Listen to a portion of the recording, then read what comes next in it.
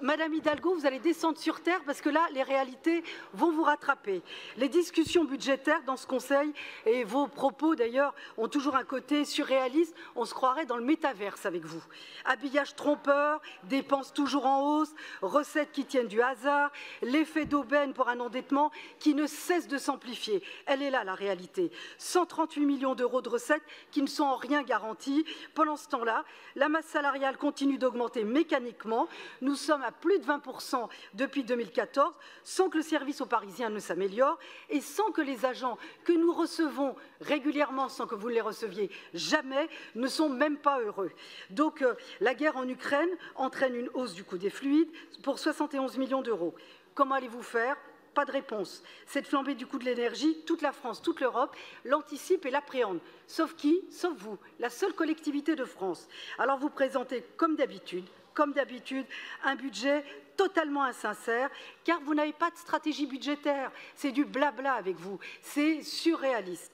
Malgré nos demandes récurrentes, la ville n'a débuté aucune revue de ses dépenses. Cette carence laisse la ville exposée à tout choc exogène et on le constate très régulièrement.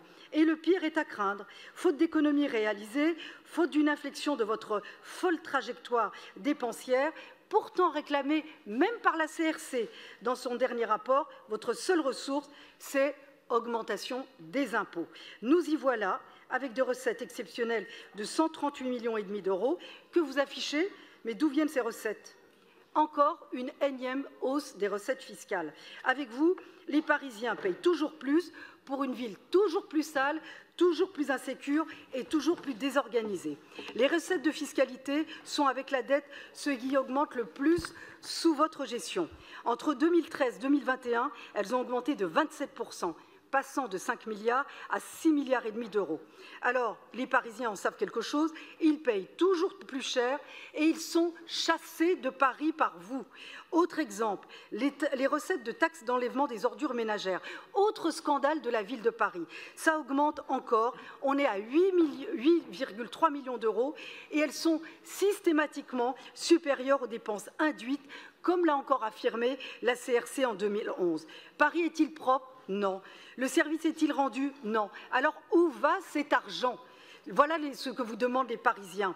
Avec une dette de près de 8 milliards d'euros pour la fin de l'année, sans intégrer évidemment le hors-bilan, parce que nous en sommes et nous le maintenons à 10 milliards d'euros. Cette augmentation de 112% depuis votre arrivée, c'est encore votre bilan.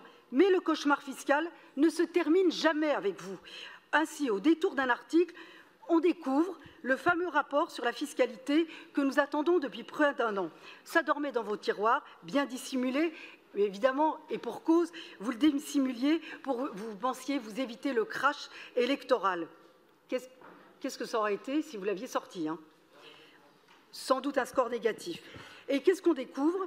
Eh bien, que vous avez encore sous le pied, non pas une, pas deux, mais 8 nouvelles taxes pour encore faire payer les Parisiens et les touristes. Alors, doublement de la taxe de séjour pour les palaces. Mais votre adjoint, Frédéric Ocard, s'émeuvait début juin que les hôteliers avaient augmenté leurs tarifs, ce qui risquait de rebuter les touristes. Là, les hôteliers sont opposés à cette nouvelle hausse de la taxe parce que vont-ils faire?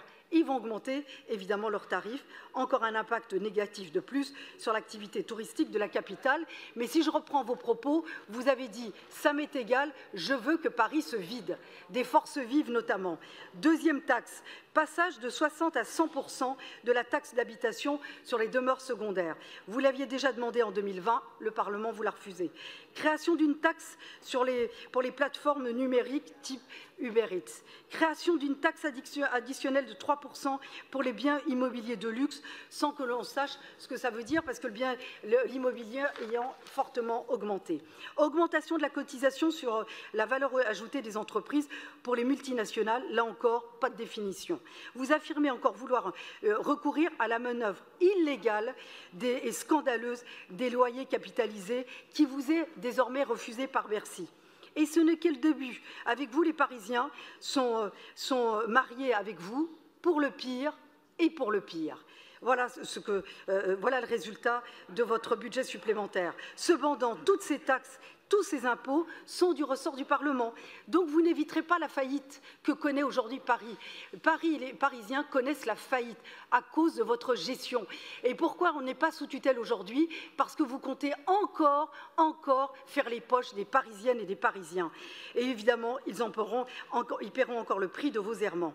Ils ne sont pas dupes, les Parisiens, parce que si leurs finances partent à la dérive, ce n'est ni la faute de l'État, et encore moins celle de l'Ukraine ou de l'inflation. D'ailleurs, vous n'êtes jamais là pour en rendre compte. Avec votre gestion, Paris est devenue une ville pauvre. Elle quémande des taxes nouvelles à l'État. Elle a une dette de 10 milliards. Elle pille les bailleurs sociaux avec les loyers capitalisés. Elle pille toujours plus ses habitants qui la fuient de plus en plus. Depuis moins de 2 ans, ce sera près de 10 000 élèves, 10 000 enfants qui manqueront à l'appel à la rentrée scolaire et qui auront quitté Paris. Alors voilà, au final, toujours plus cher, toujours plus sale, toujours moins sûr. Voilà votre bilan, voilà votre devise, malheureusement pour Paris et les Parisiens.